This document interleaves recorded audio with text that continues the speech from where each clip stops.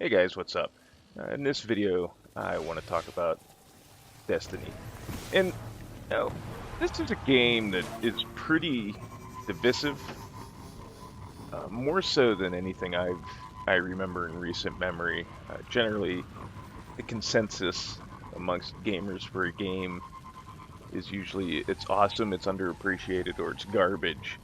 And with Destiny, there's very big extremes on all ends of the spectrum. And usually I see it with streamers that are just hyping the fuck out of it like it can do no wrong whatsoever. There's people that are absolutely fueled with hatred towards the game and Activision's practices and Bungie's practices. There's people that are like, and this is probably where I fall, I would say, is it's a good game, it's got its flaws, but I can enjoy it. And then there's people that are like, there's a lot of flaws, but there's potential. There's a lot of ground that seems to be covered by people's opinions of Destiny. And that's fine, everybody's entitled to their own opinion, and that's what makes gaming great, is you don't have to like everything. There's so many different types of games out there that there's something for everybody. And, like I said, I fall into the category of I like the game. I can admit it has its flaws, and the flaws that it does have stand out in stark contrast to what it does very well. One thing I'll say it does very well, and I've continued to say this since I started playing the game, is the gunplay. The gunplay is solid. And I'm not going to get into all the faults and stuff over the course of the last year that the game has, but I want to talk about the 2.0 patch that came out. I've spent about almost a week on it, playing it here and there. Playing with my hunters. I started leveling up some warlocks, and I have a titan that I started leveling up. Now the titan I started leveling up like a couple days before the patch dropped, so I haven't went back to it. But one thing I wanted to really see was how they changed up the story. And at first I didn't notice anything at first. And now, actually, I should change that. They didn't change, like the story isn't any better than it was. It flows a little bit more better. They changed a little bit more better. That was bad. It flows better.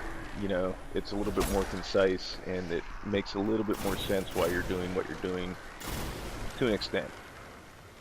I didn't notice any changes up until the Sword of Crota mission. Instead of it just like popping up as like a random mission up on your moon map, you actually have to go talk to Eris Morn, and she gives you some Crota insight, of course, and then she gives you the Sword of Crota mission is actually now part of the Dark Below story path.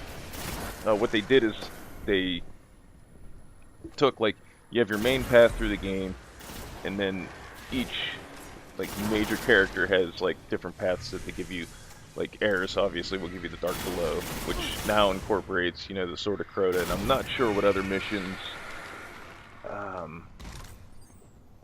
Your Vanguards will give you missions. There's a subclass mission.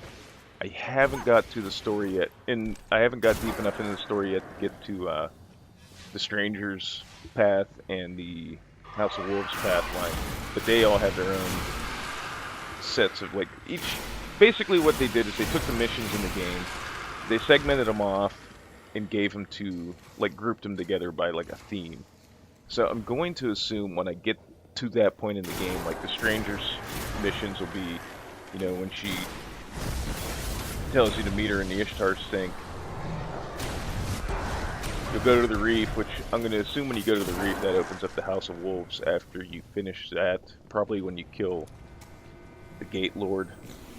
I'm not sure, but that's what would make sense, because it kind of wouldn't make a whole lot of sense to like throw that in the middle of trying to get the Gate Lord Eye when the Queen still doesn't really trust you. And at the end of that whole cutscene, when you get the Eye of the Gate Lord, that's when she's like, I expect you to return the favor that I have provided you with, or whatever she says.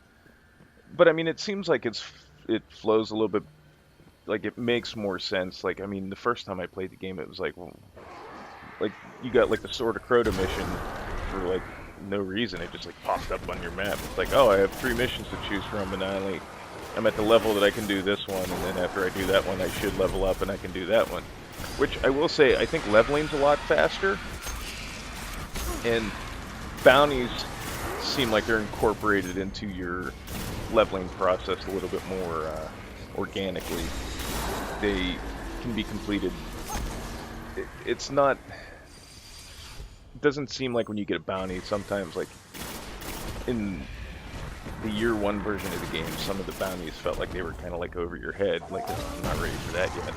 Now, however, there are certain bounties you can't do yet, like I got on my new Warlocks, I got like Patrol Mars and Patrol Venus, and I'm not even past the moon yet.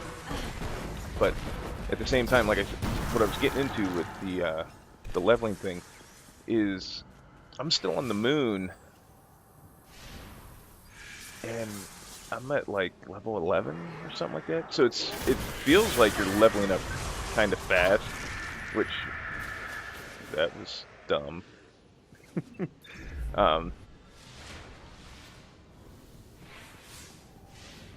It seems like that's probably going to be because of like the level cap increase, and then you don't need your light levels to progress past 20 anymore. So that's probably why it feels like the leveling system's progressing along a lot faster. Now, the only thing, a couple things I don't really like about the patch is they took away the Queen's bounties and Eris's bounties. So if you want to earn rep with those 2 factions, from what I can tell, you have to replay the Dark Below or replay House of Wolves, which you get from your abandoned quest log kiosk in where the vanguards are at. And that just, I don't know. Doesn't seem like it. I think they could have put a little bit more thought into that. They could have at least had something going on there. Or they could have had like rogue wolves or something. You know, like they could have had like rogue wolves that you had to hunt down or something like that. Or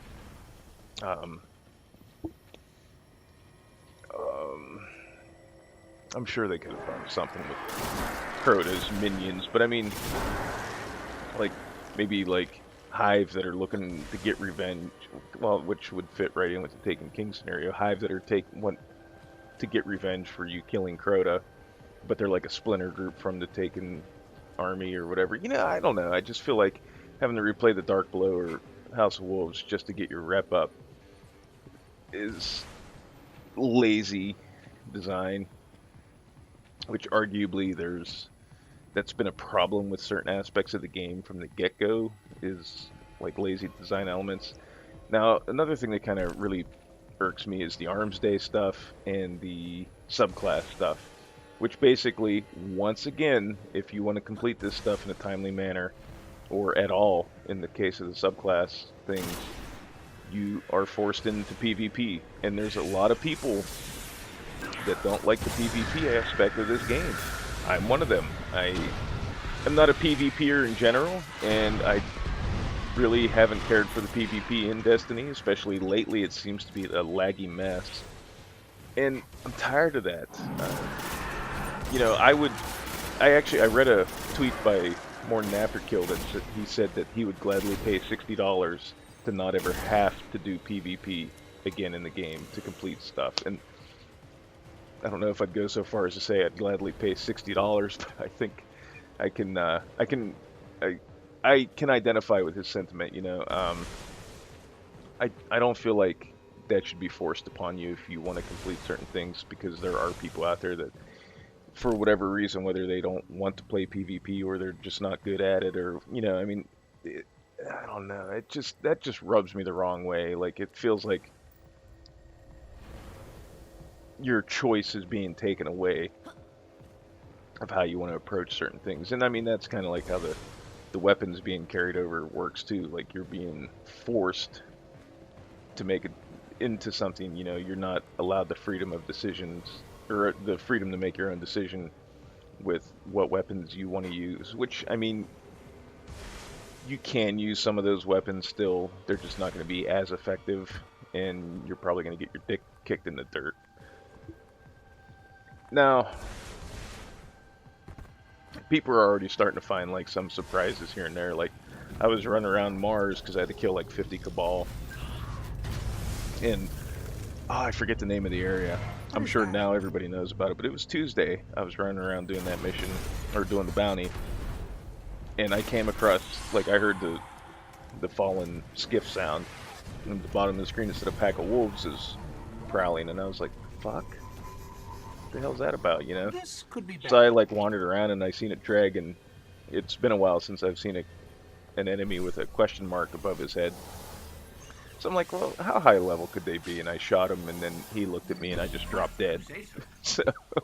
So um, apparently that has something to do with the Taken King story. I haven't looked at like the leaked achievements or anything like that, but the wolves are still present in some way, shape, or form. So that's pretty cool. I did notice when I was experimenting with replaying the House of Wolves to get faction rep for the Queen that the first mission in the House of Wolves path now is you have to kill Draxus, the House of Winter's Kell, which was a regular story mission in year one. So they're incorporating some of that into that too. So that kind of makes sense, you know, having that whole House of Winter deal incorporated into the House of Wolves. I kind of want to go through that and finish it now to see what else they changed and how they mixed it up a little bit. It seems like so far that's the only mission they really kind of added or changed things around with, because I made it up to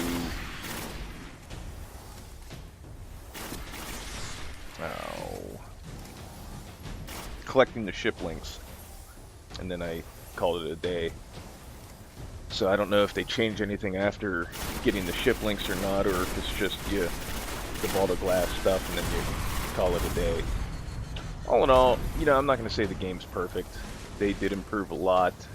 Basically everything's more streamlined is how it feels to me. I do like being able to have the ghost shells and stuff like that. Now right now I haven't played any strikes or anything yet, so I only got like the green shells or the blue shells that you can buy off the speaker. Having your shaders and your sparrows and your ships and everything at the kiosks really it's a minor quality of life improvement, but it's one that now that it's like that, I couldn't imagine going back to the old way. But the biggest thing is just the streamlining of the bounties. You know, you go snag up all your bounties, you go do them, and then you just turn them in. I just turn them in as I complete them now. It's basically everything I have's about leveled up, so I'm not worried about like power leveling any gear or anything like that. You know, like I said, they fixed some stuff. There's still some things that bug me about the game, but all in all, it's still, I would say it's solid. You know, I mean, despite my personal gripes about the PvP being shoved down your throat, and some other odds and ends things about the game, it's still got enough there to keep me interested and have fun with it.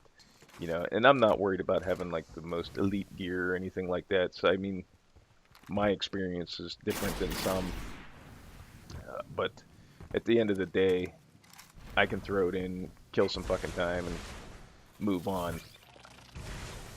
Don't know, you know, how long that'll last. I mean, it could be.